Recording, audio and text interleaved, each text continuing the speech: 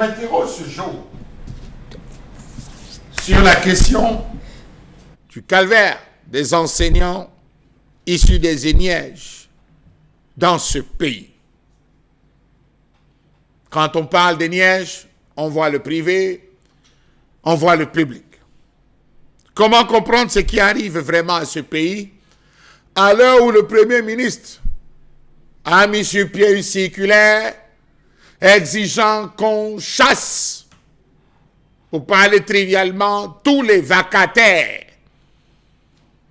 Comment comprendre qu'entre 2010 et 2022, environ 20 000 jeunes diplômés de CAPIEM sortis des ENIEJ se recrutent à ce jour dans les milieux des mototaximens, des tailleurs, des pousseurs, des couturiers, des vendeurs en ligne et à la sauver. Comment comprendre que bien que formés dans des écoles normales d'instituteurs d'enseignement général, cette catégorie d'enseignants vit au quotidien calvaire indescriptible?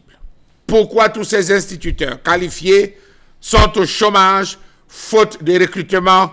Pourtant les textes sont très clairs. Comment comprendre le fait que le gros des contingents formés pour la plupart j'étais en pâture aux fondateurs d'écoles privées pour des salaires tournant tout autour de 20 000 francs par mois, payables au maximum 9 mois l'an. L'on sait qu'avec la crise économique du milieu des années 80, le gouvernement du Cameroun avait procédé à la fermeture des ENIEJ. Elles ne seront réouvertes qu'en 1996.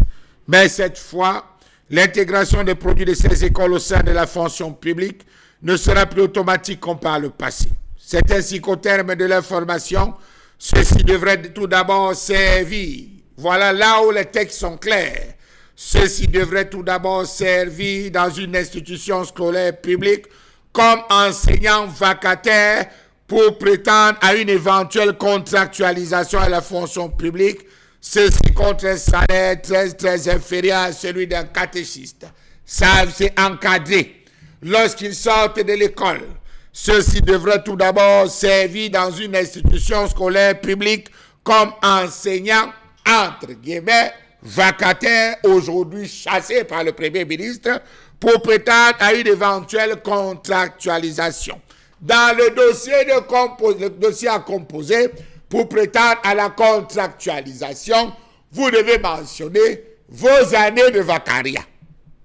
Je parle trivialement. Ils ont accepté. Ils ont payé. Ils se sont formés.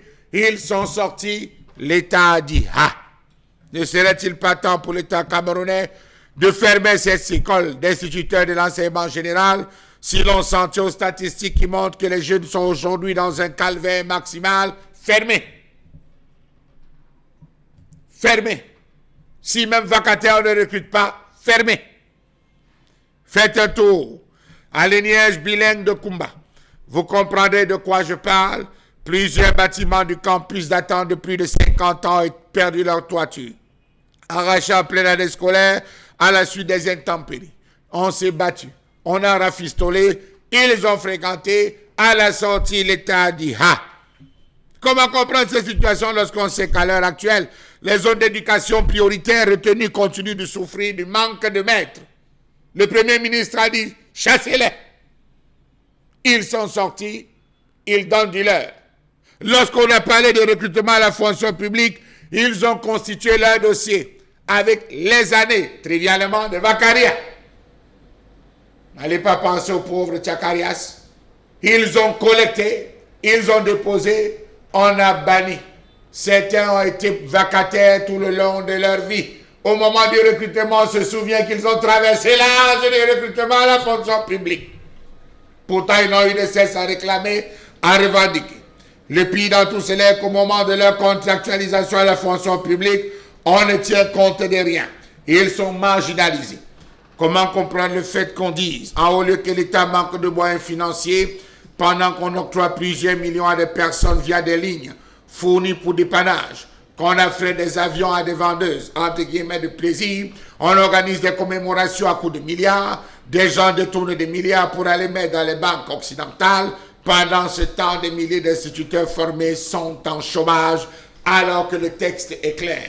Ils doivent d'abord se sacrifier pendant un temps dans une institution publique. Ils donnent de leur temps, ils donnent de leur sacrifice et de leur connaissance afin d'être par la suite recrutés. Qu'est-ce qui peut donc expliquer le non-respect des directives du chef de l'État qui avait promis dans son discours à la jeunesse de revaloriser les conditions des enseignants?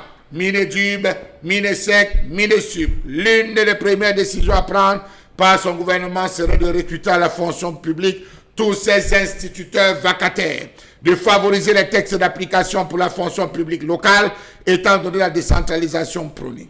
À ce jour, les ENIEJ, dont la mission principale était celle de la formation initiale des futurs enseignants et la formation continue des formateurs de formateurs, maîtres et maîtresses d'application, directeurs et directeurs des écoles d'application, professeurs des écoles normales, ne bénéficient pas d'un encadrement particulier et d'une dynamique formatrice à la hauteur de ses missions et des attentes de sa clientèle. Et oui, les maires aujourd'hui sont impliqués dans ce processus.